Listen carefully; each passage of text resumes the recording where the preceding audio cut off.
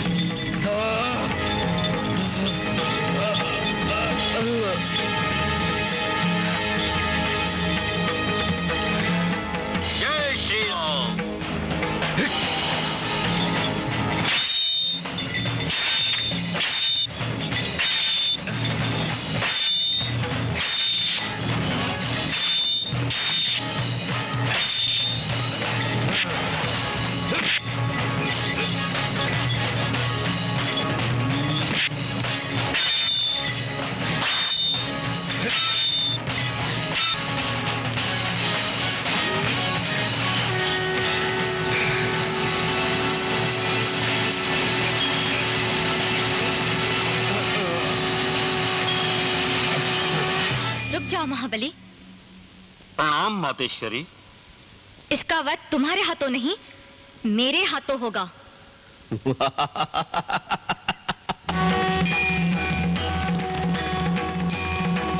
सर्वशक्तिशाली मां ने चंडी रूप धरा और भैरवनाथ का सिर काट डाला।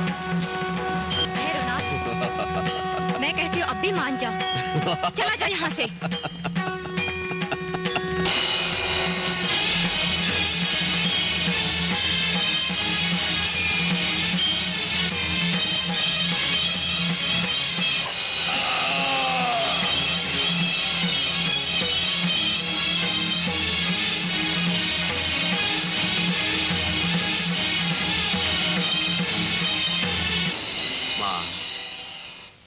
माँ, माँ मुझे दर्शन दो माँ। माँ मुझे दर्शन दो माँ। कर दे माफ माँ अम्बे रानी, मैं मूर्ख पापी अज्ञानी तुझको जान नहीं पाया। क्षमा क्षमा है जग जननी जगदम्बे महामाया। अरे क्षमा क्षमा है जग जननी जगदम्बे महामाया।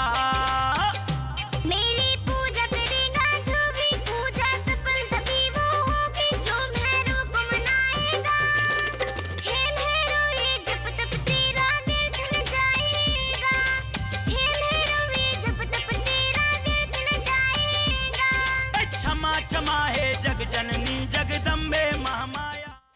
भैरवनाथ के क्षमा मांगने पर करुणामयी दयालु मां ने उसे क्षमा ही नहीं किया, बल्कि उसे ये वरदान भी दिया कि जो भक्त मेरे दर्शन हेतु यहाँ आएंगे वे उसकी भी पूजा करेंगे, तभी भक्तों की यात्रा सफल होगी।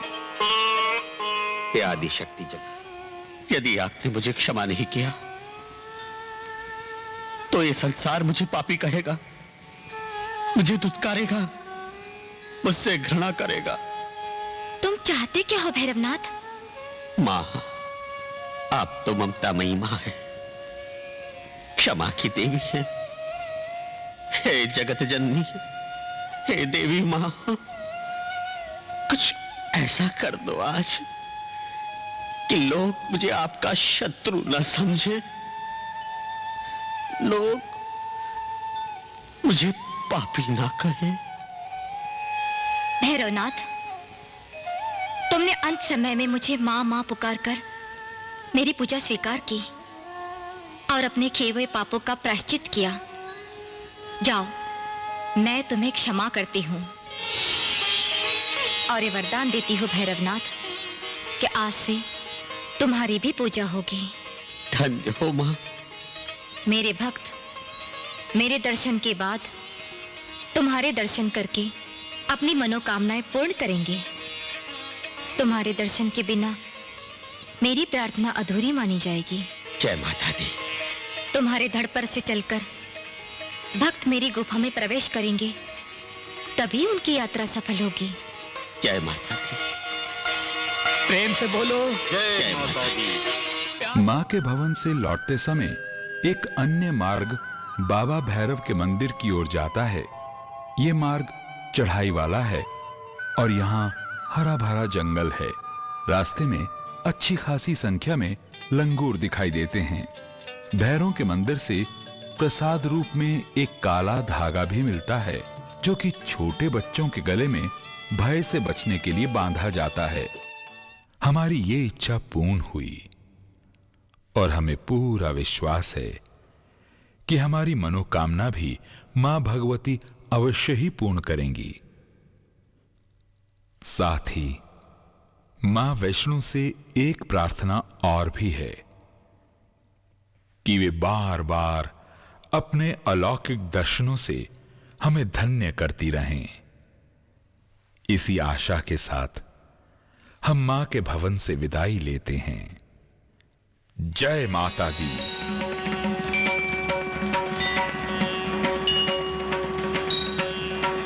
उठो भक्तराज, उठो। प्रकटी मैया जीत गया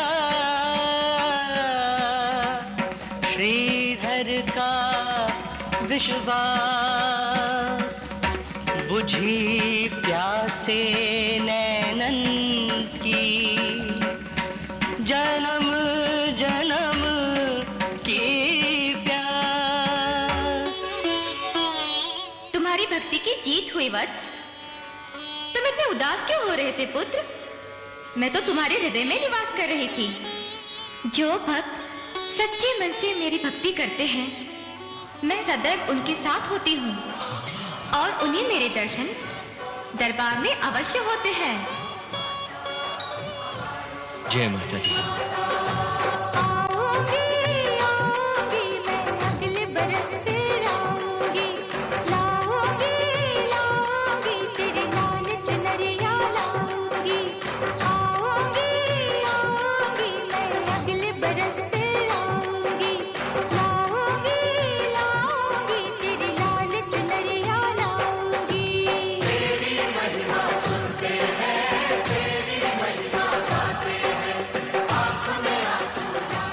भैरव मंदिर के दर्शन के पश्चात यात्री पुनः कटरा लौट आते हैं। शिव खोड़ी अर्थात शिव धाम जाने वाले यात्रियों के लिए कटरा से ही टैक्सी और बस की सुविधाएं हैं। शिव का ये धाम कटरा से लगभग 60 किलोमीटर पर है। चलो भोले बाबा के द्वारे, सब दुख कटेंगे तुम्हारे। चलो भोले बाबा के द्वारे, सब। मार्ग में अघार जित्तो नामक गांव कटरा से लगभग 6 किलोमीटर की दूरी पर स्थित है। प्राचीन काल में इस गांव में पानी का अत्यंत अभाव था। निसंतान बाबा जित्तो इसी गांव का निवासी एवं माता वैष्णो देवी का अनन्य भक्त था। बाबा जित्तो की दृढ़ भक्ति एवं अटूट श्रद्धा से प्रसन्न होकर मां वैष्णो ने उसे स्वप्न में दर्शन दिए तथा वर मांगने को कहा। बाबा जित्तो ने गांव हेतु पानी व अपने लिए संतान के सुख की प्रार्थना की, जिसे सर्वशक्तिशाली मां ने पूर्ण कर दिया।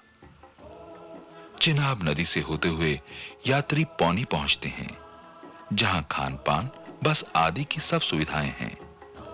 मार्ग में प्रकृति के दृश्यों की पूंजी प्रत्येक ओर बिखरी हुई है, जो यात्रा को अति मनोहर बना देती है। हारक मार्ग का गांव है। पहाड़ों से घिरे इस स्थान की अपनी सरलता है, अपना आकर्षण है। कुदरत के यौवन की छटा अति निराली एवं मोहक है। दूर तक फैले पहाड़ और वादियों की हरियाली मन को बरबस अपनी ओर खींच लेती है। कटरा रियासी मार्ग पर स्थित बाबा धनसर का ये पवित्र स्थल उन्हीं में से एक है। यहाँ का प्राकृतिक सौंदर्य देखते ही बनता है। ठंडे और मीठे पानी के झरने के पास स्थित ये पवित्र स्थान एक आध्यात्मिक शक्ति को समर्पित है, जिसे लोग श्रद्धा भावना से बाबा धनसर कहते हैं। शिवखोड़ी की यात्रा करने वालों के लिए रंसू बस मार्ग का अंतिम पड़ाव है। बढ़े चलो लेके भोले का नाम, बढ़े चलो लेके भोले का नाम। रंसू में शिव मंदिर के प्रांगण में एक जल स्रोत है, जिसे देखकर प्रकृति की विचित्रता अनुभव होती है। रंसू से शिवखोड़ी के लिए लगभग 3.5-4 किलोमीटर का पैदल मार्ग है। शिवखोड़ी पहाड़ की अपनी ही भव्यता एवं विशालता है। प्रकृति के दृश्य आकर्षण के बिंदु हैं। बढ़े चलो लेके भोले का नाम, बढ़े चलो लेके भोले का नाम। शिवखोड़ी गुफा के पहाड़ के समीप में बना है जम्मू और कश्मीर के टूरिज्म विभाग का डाक बंगला। डाक बंगला के पास ही पहाड़ के अंदर से निकलती हुई दूध गंगा नदी का उद्गम स्थल है। ये दृश्य अति मनमोहक है। प्रकृति का ये दृश्य अस्मरणीय व अतुलनीय है।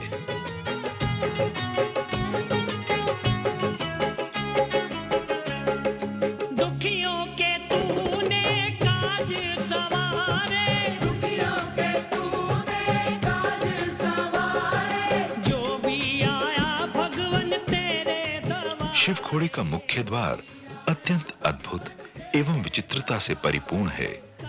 द्वार के दर्शन मात्र से ही इसके विचित्र होने का अनुमान होने लगता है। कल्याण उसका कल्याणकारी, जय हो भोलेनाथ, जय हो भंडारी, जय हो भोलेनाथ, जय हो भंडारी, भोला भंडारी बाबा, भोला भंडारी, भोला भंडारी बाबा, भोला भंडारी। शिवखोड़ी में अनेक साधु एवं श्रद्धालु हैं जो यात्रियों की हर प्रकार से सहायता करते हैं।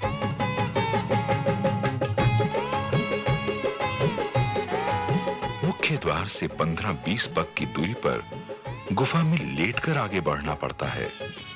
अत्यंत तंग गुफा की छवि अति विचित्र और निराली है। गुफा के मार्ग में बिजली की व्यवस्था के बावजूद भी एक स्थान पर रस्सी के सहारे आगे बढ़ना पड़ता है। नमामि शमीशान निर्वाण रूपम, विभुं व्यापकं ब्रह्मवेद स्वरूपम्, निजं निर्गुणं निर्विकल्पं निरीहम्,